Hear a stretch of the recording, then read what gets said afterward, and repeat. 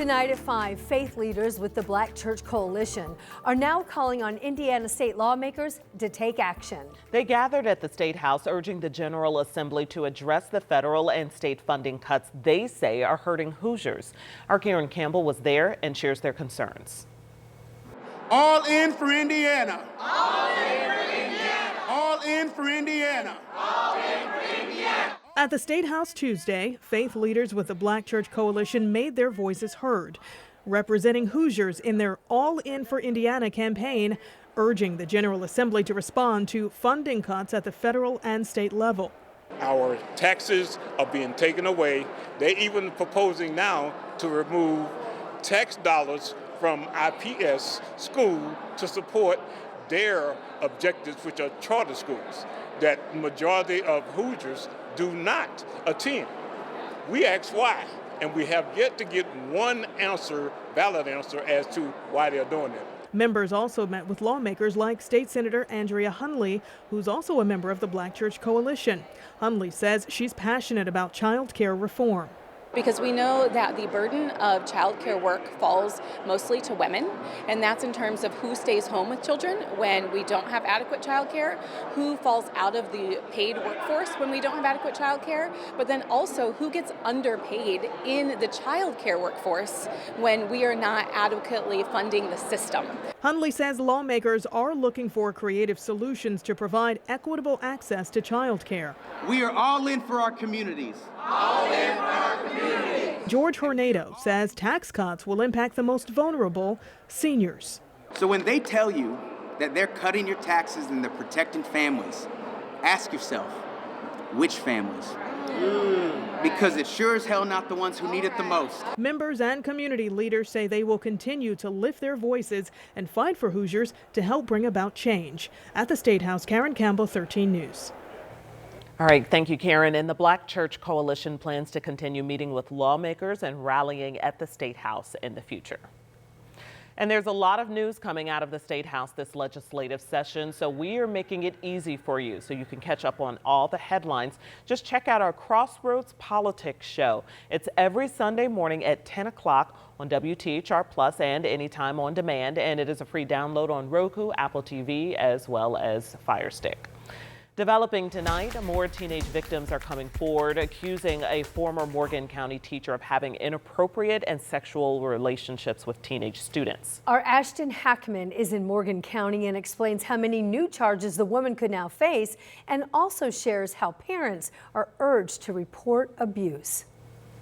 It's been less than a month since police arrested 31-year-old Brittany Fortenberry on charges related to sexual misconduct with a minor. Court documents now say since her initial arrest, 5 additional teenage boys have gone to authorities to report Fortenberry had allegedly molested them.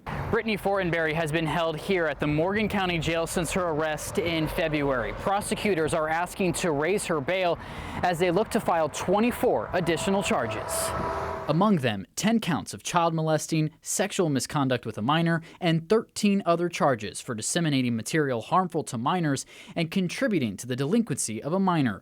Court documents say all of the teens say Fortenberry would send them nude and explicit photos and videos on Snapchat and force them to have group sex at her Martinsville home. The abuse allegedly happened while she was a substitute teacher for Martinsville schools and at Eminence High School. It's not uncommon at all to see allegations of sexual abuse involving people in authority positions. Christina Karabov is a senior attorney with the Zero Abuse Project. She says abuse cases involving male victims are less common and that in no abuse case can children give consent. There is nothing sexual about what happens to these kids. It is a violation. It is an exploitation. And the more that we continue to send that message that this isn't some consensual act that got out of hand, but to treat it with the respect that these allegations deserve, I think the more that you'll see kids and their parents feeling comfortable coming forward to talk about what happened. Karabov stressed it's important for parents and children to be open with discussions about reporting abuse.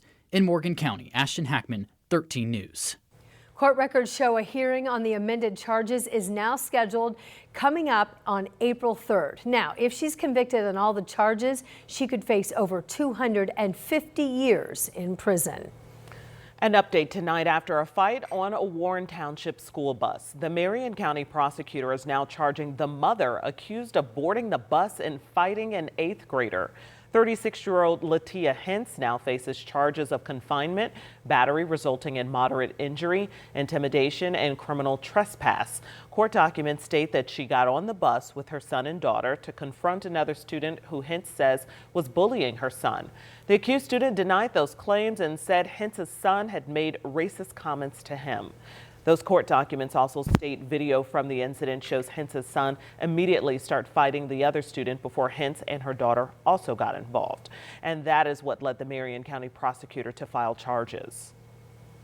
Well, I think the biggest thing for us is we saw a number of people that were on that school bus that were directly impacted by what we were alleging occurred. And it's not only the children who are the individual victim of this case, but all those kids that were on that bus saw a lot of things they shouldn't have to see. The prosecutor went on to tell us the student hurt in the fight is still receiving medical treatment for his physical and mental injuries. His mother says his nose was fractured and one of his eyes was hurt in this fight. Plenty of sunshine today, and as expected, a warmer afternoon by some 20+ degrees. We're at 76 in Indianapolis, Morse Reservoir 71, Bunker Hill 72, Carmel 73 degrees. We'll stay in the 70s over the next couple of hours, still be in the upper 60s at 8 o'clock tonight. Overnight temperatures 50s and 60s, really not going to drop too much. And then all eyes on a developing line of thunderstorms tomorrow afternoon and early evening. You will have a good part of Wednesday dry. It'll be this time tomorrow that we see the initiation of those storms out west, moving into western Indiana, into the central part of the state by 7 p.m., into the eastern part of the state by 9 o'clock on Wednesday. And we are under that threat of severe weather, upgrading tomorrow to a weather impact alert day. I'll cover that in the full forecast. Thank you so much, Angela. And when we have a weather impact alert day like we are talking about for tomorrow, we do want to make sure that you are ready and that you've got the Live Doppler 13 weather app on your phone.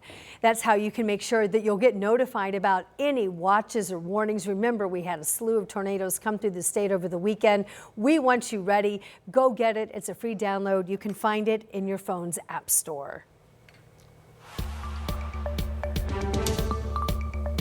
Well, tonight, a couple accused in a deadly crash nearly a year and a half ago are pleading not guilty to the crime. We had our camera in the courtroom as the couple, Bradley and Paige Woods, made their first court appearance before a Marion County judge. The prosecution asked for Bradley to be on alcohol monitoring while he is out on bond. He's accused of causing a deadly crash while intoxicated and then leaving the scene in December of 2023.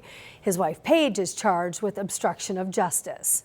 20-year-old Avery May died in the crash on the southeast side of Indianapolis.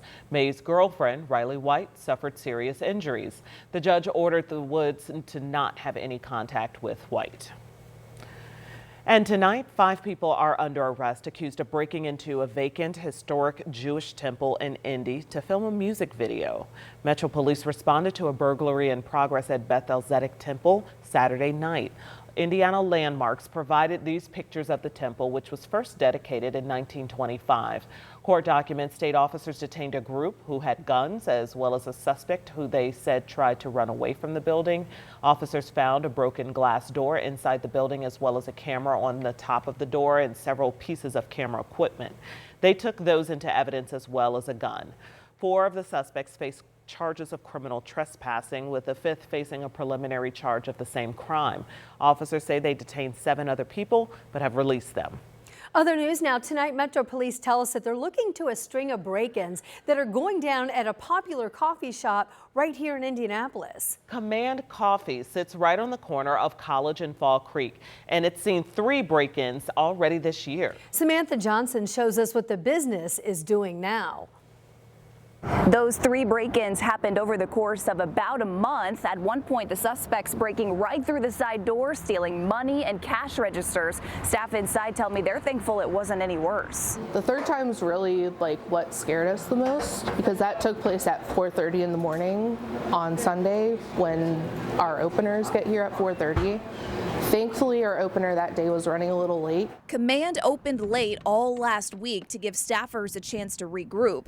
Now crews are installing new parking lot lights, security cameras are everywhere, and business hours are back to normal. We'll call your name, it'll be down at that end over there, okay? Tara Sander helps manage the shop. She says what happened is scary, but they have to focus on what comes next. That's a great question. As of right now, we are just doing what we've been doing. We want to be here no matter what, and we're going to continue doing that, continue serving our community. On the near north side, Samantha Johnson, 13 News. So far, no one is facing charges for any of these break-ins. Metro Police tell us right now they are reviewing surveillance video to help track down the suspects. Tonight, we're learning an Indianapolis father reported missing for nearly 2 years is now safe. We first told you about the search for Derek Sanders over this last weekend. Metro Police tell 13 News he is safe in Indianapolis without providing any other details. Well, tonight, a new business is moving into the old Starbucks on the corner of Guilford and Broad Ripple Avenue. And the building owner, fortunately, didn't have to go too far to find a new tenant. Thieves is a popular cocktail lounge. It's just down the street, and now it's moving up the street into the new space. The owner opened that store back in 2020. She said her business needed more room, and this opportunity is perfect timing. It's so exciting to kind of be able to share a vision, share a dream with a community and see how it's received. Yeah, it's called Thieves. So the new location will offer coffee in the morning and cocktails at night. It's something Anderson's been wanting to try for a while. So Alderson has been talking with our Lauren Kostick and gave her an exclusive look at the new space as the construction there is getting underway. So you're going to get that sneak peek coming up as our coverage continues right here at 6:15.